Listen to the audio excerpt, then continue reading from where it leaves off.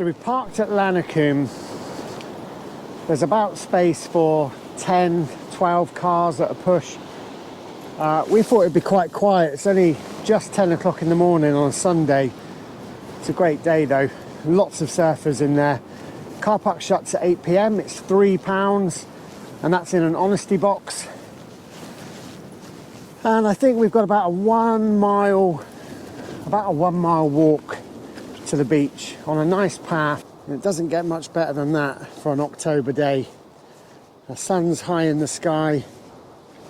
The beach itself, sandy, with lots of beautiful rocks. It is known for riptides, so if you're going to swim, we brought 2 floats with us today and our gloves, and I've got a set of fins. And we've also got the PLB beacon, probably be out of mobile signal, so just those extra layers of safety. It is cold, the water's about 10 degrees. It's going to be very choppy as well by the look of it. It's a hell of a swell over the beach there. Offshore wind, stunning, and lots of cliffs. Shelby's got form with cliffs, so she is staying on the lead until we get down to the beach. Colony of grey seals as well. Now I've seen them before. It's about 15 or 20 the last time I was here, and I think it's just been pupping season, so we should get some really good footage with some seals. I'll send the drone up, and cattle, lots of cattle along this one. But the good thing, there is cattle, but there's a very tiny electric fence between us and them, which I'm pleased about.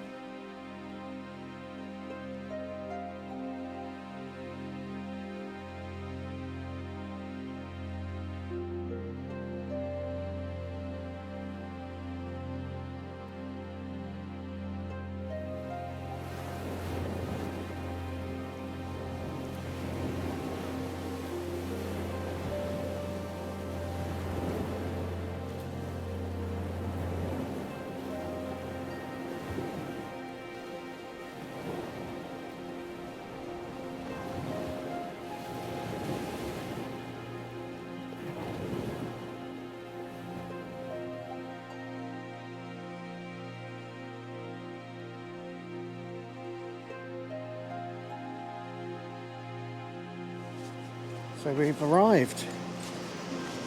There are actually 2 routes down to the beach, both in the same place.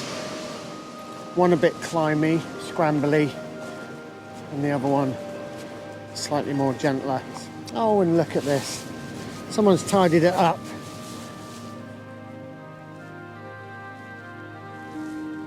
Yeah. Shelby saying, you humans, we are a messy species, but we will leave the beach slightly better than we found it today, because that's what we always do. We'll take a few bits of plastic, a few bits of rubbish, take them back with us. It's not a bad path. There's a few bits of wood I can see as well, which will be good for our little fire.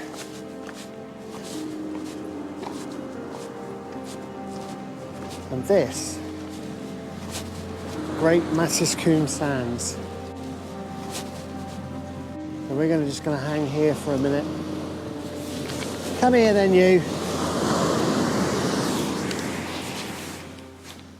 Go on then. That's what she wanted.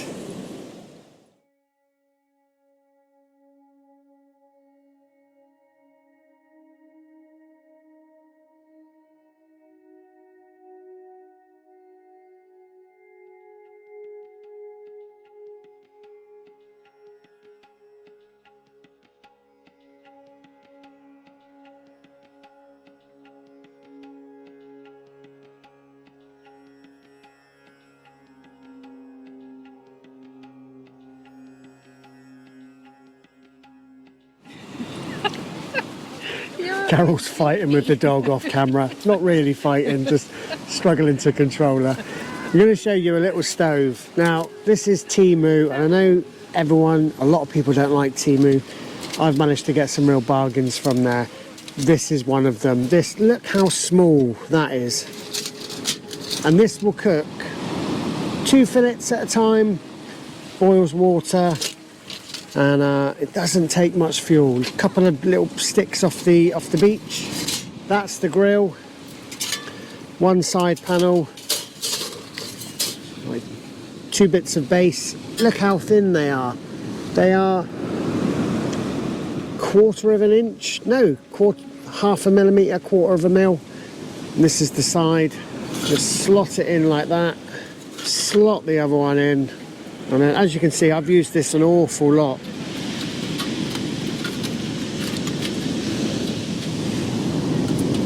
Pop the grill on top. Get yourself a little surface. I've got some little wool today, wood wool. That's what I found works best. And I've got half a bag of charcoal that I left at home. This fire steel was from Temu as well.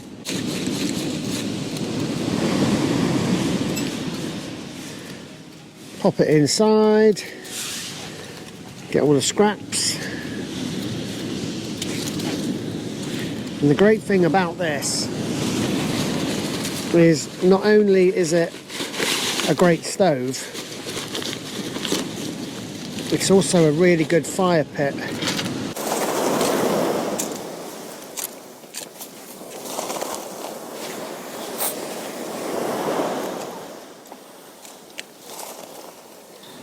This is self-lighting charcoal, and just that much charcoal will easily cook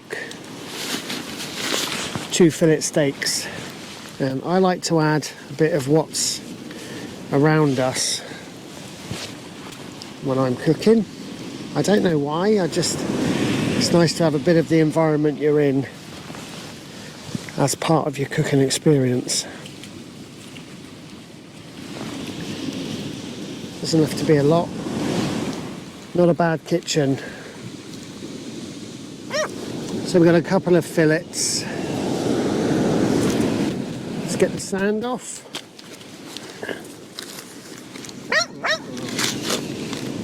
Shelby knows her dinner's coming.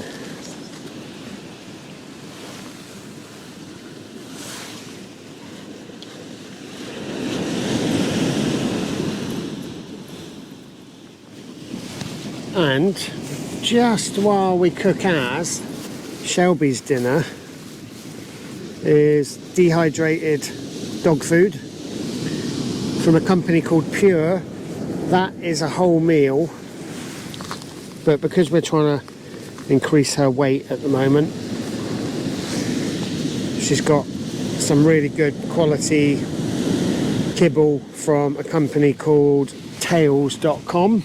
So she's going to get the steak blood in there as well. A little bit of water, try and stop that rolling off the edge. Let's rehydrate that food with a bit of fillet steak. Cow blood, that doesn't sound as appealing as it should, but I suppose if you're a dog. Now this dehydrated stuff is going to be really handy when me and Shelby do multi-day hikes, because obviously pack weight is an issue whenever you're hiking, but in the UK most places have access to fresh water, and I'll just put it through a filter.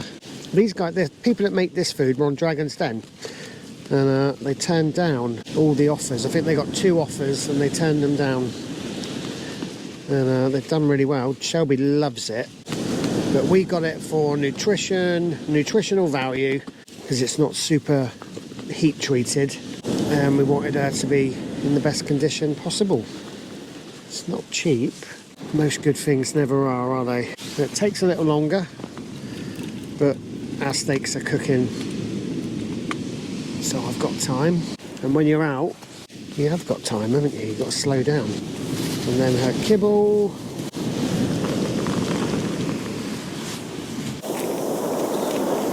Because we're nice, I'm going to break up. Oh, look at that. You've got your own little mini fillet, Shelbs.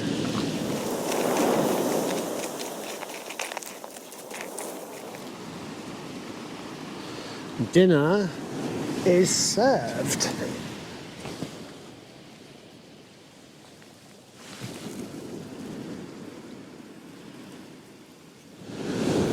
Let's get ours flipped over. Oh yes. Oh. Sometimes the grill comes off on this. Just got to place it back on. There's 4 little teeth on the corners. Look at that. Right, steaks are ready. Bit of spicy cheese, a nice roll. Bingo. Oh, that is good. And then now the cooking pot becomes a fire pit.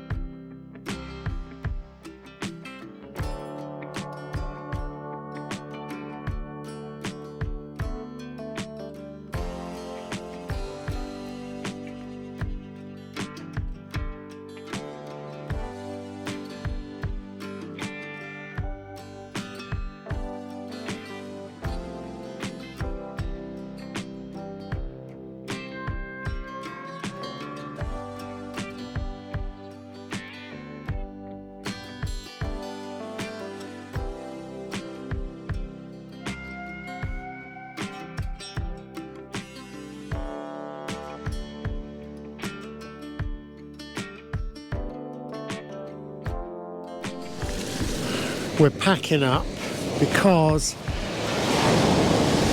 the tide's coming in and it is fierce, but look at our little puppy, a little Spanish princess.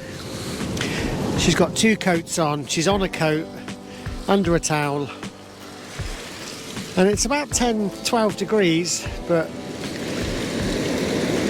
she's still, after a year, not really acclimatised, so we're going to head home. Have you had a nice day? Yes, I have. Thank you very much. Thank you very much. Thank you very much. See you again next time. Like and subscribe.